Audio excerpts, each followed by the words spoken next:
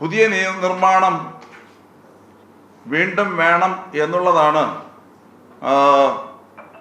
പരിശുദ്ധ അന്ത്യോക്യ പാത്രിക്കീസ് ഇന്നലെ പ്രഖ്യാപിച്ചത്.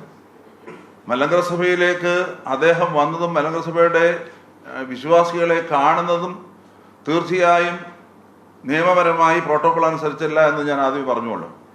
എന്നാൽ അതിനോടൊപ്പം അദ്ദേഹം ബഹുമാനപ്പെട്ട ഇന്ത്യയുടെ സുപ്രീം കോടതി വിധിയിൽ പറഞ്ഞിരിക്കുന്ന കാര്യങ്ങൾക്ക് വിരുദ്ധമായ കാര്യങ്ങൾ പബ്ലിക്കായിട്ട് സംസാരിക്കാനായിട്ട് തുടങ്ങിയിരിക്കുന്നു എന്നുള്ളതാണ് കാണുന്ന ഒരു കാഴ്ച.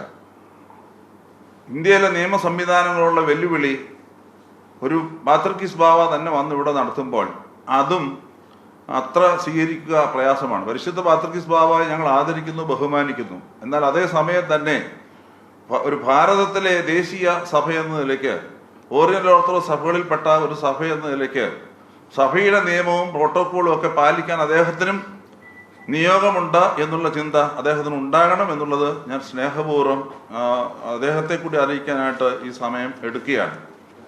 സുപ്രീം കോടതിയിൽ നിന്ന് 2017 ജൂലൈ മാസം 3-ാം തീയതി വിധി വന്നതിന് ശേഷം പല കോടതി വിധികൾ പല പള്ളികളുമായിട്ട് ബന്ധത്തിൽ, കേസുകളുമായിട്ടുള്ള ബന്ധത്തിൽ സുപ്രീം കോടതിയിൽ നിന്ന് വന്നിട്ടുള്ളതാണ്.